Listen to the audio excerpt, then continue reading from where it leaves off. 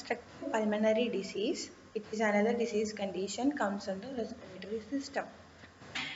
It is a common disorder for which patients get admitted in pulmonary wards. COPD is associated with an enhanced chronic inflammatory response in airways and lungs, primarily caused by cigarette smoking and other noxious particles and gases. So COPD എന്ന് പറഞ്ഞാൽ അതിന്റെ full form അറിഞ്ഞിരിക്കണം. Chronic obstructive pulmonary disease ആണ്. ഇവിടെ എന്താ സംഭവിക്കുന്നത്? ഇവിടെ obstruction എന്ന് എല്ലാവരും പറയും. പക്ഷെ obstruction എങ്ങനെ എന്നുള്ളതാണ് നമ്മൾ മനസ്സിലാക്കേണ്ടത്. Due to chronic inflammatory response in the airways and lungs. Chronic ആയിട്ട് നമ്മുടെ airwaysൽ inflammatory response ഉണ്ടാവുമ്പോൾ അതുമൂലം airway ചുരുങ്ങുന്നു. അങ്ങനെയാണ് obstruction ഉണ്ടാവുന്നത് കേട്ടോ. Definition of COPD. COPD is a preventable and treatable disease characterized by persistent airflow limitation that is slowly progressive. ഇതാണ് COPDയുടെ definition. ഇത് രണ്ടും by heart പഠിക്കുക. COPD എന്ന് പറയുന്നത് is a preventable and treatable disease characterized by persistent airflow limitation. Airflow limitation എന്ന് പറഞ്ഞാൽ airwayയിൽ കൂടെ airന്റെ flowക്ക് തടസ്സം ഉണ്ടാവുന്നു, limitation ഉണ്ടാവുന്നു. And it is slowly progressive. ഇത് chronic disease ആണ്. അപ്പോൾ ഇത് പെട്ടെന്നല്ല ഉണ്ടാവുന്നത്, കുറേ വർഷങ്ങൾ കൊണ്ട് ഡെവലപ്പ് ചെയ്യുന്ന ഒരു ഡിസീസ് ആണ്. COPD is a group of disease characterized by the pathological limitation of airflow in the airway that is not fully reversible. ഇതാണ് COPDയുടെ ഒരു റെപ്രസെൻറ്റേഷൻ. ഒരു ഹെൽത്തി ലങ് എന്ന് പറയുമ്പോൾ ഹെൽത്തി ലങ്ങിന്റെ എയർവേസ് കണ്ടോ ഇതുപോലെ ഇരിക്കും. ലൂമൻ നല്ല വൈഡ് ആണ്. കുറേ കാലം COPD ഉള്ള ഒരാൾ ക്രോണിക് ഇൻഫ്ലമേറ്ററി റെസ്പോൺസ് വന്ന് ഈ എയർവേസ് എന്ന് പറയുന്നത് നാരോഡ് ആവുന്നു. ഇത്ര ഉണ്ടായിരുന്നത് ഇതുപോലെ ആവുന്നു. എന്തുണ്ടാവുന്നു? There is obstruction to the flow of air, അല്ലെങ്കിൽ there is airflow limitation due to chronic inflammatory process. So this is how COPD airway looks like, and this is normal airways. COPD, it mainly consists of two diseases, that is emphysema and chronic bronchitis. COPD യിൽ chronic ആയിട്ട് ഒരു inflammatory response ഉണ്ടാവുന്നു, അതുമൂലം സംഭവിക്കുന്നുവെന്ന്. അപ്പം രണ്ട് കാരണങ്ങൾ കൊണ്ടാണ് ഇത് സംഭവിക്കുന്നത്. ഒന്ന് എംഫൈസീമയും ഒന്ന് ക്രോണിക് ബ്രോങ്കൈറ്റിസ്. എന്താണ് എംഫൈസീമ? എന്താണ് chronic bronchitis? Is chronic inflammation of lower respiratory tract characterized by excessive mucus secretion of and dyspnea associated with recurrent infections of LRTI.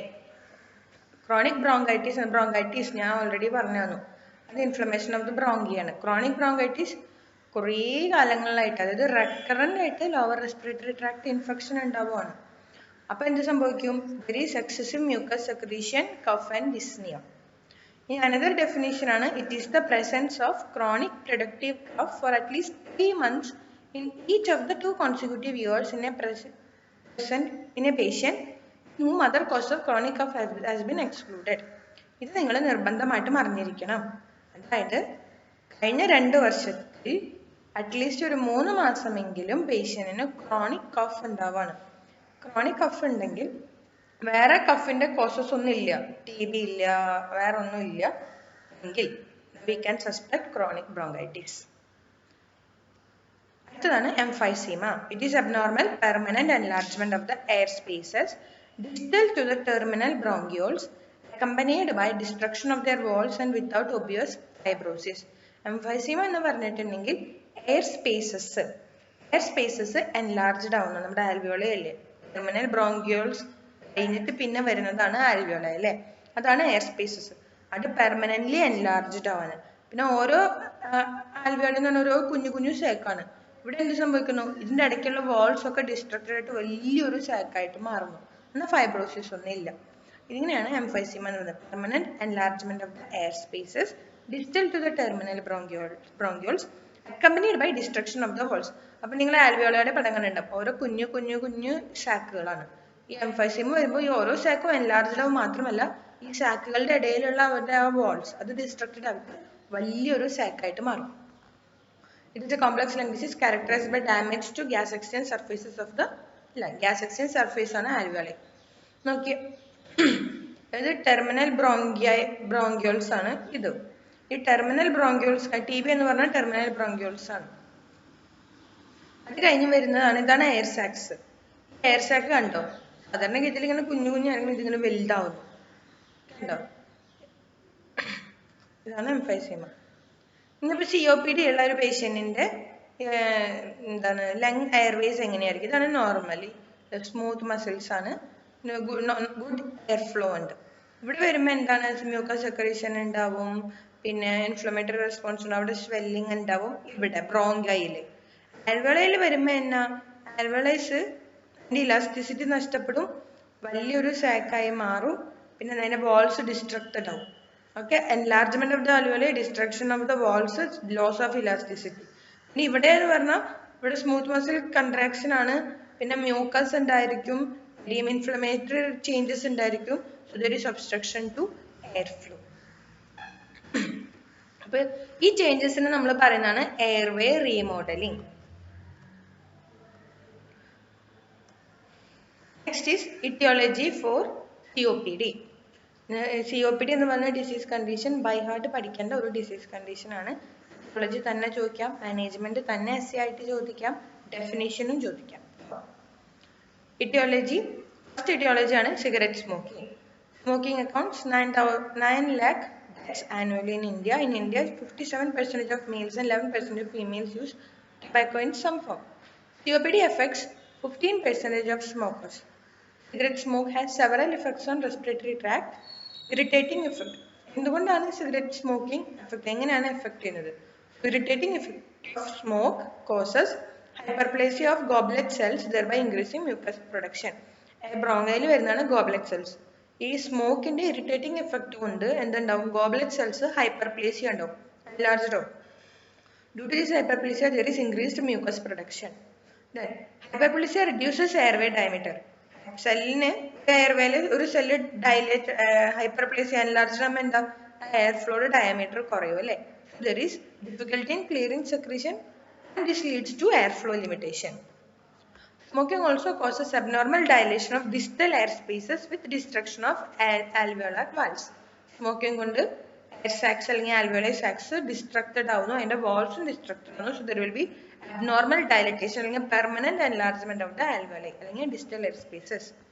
Smoking causes chronic enhanced inflammation of various parts of the lung with structural changes and repair. ലങ്ങിന്റെ പല ഭാഗങ്ങളിലും structural changes ഉണ്ടാവുന്നു. അത് repair ചെയ്യാൻ itself body ശ്രമിക്കുമ്പോൾ വീണ്ടും വീണ്ടും changes വരും.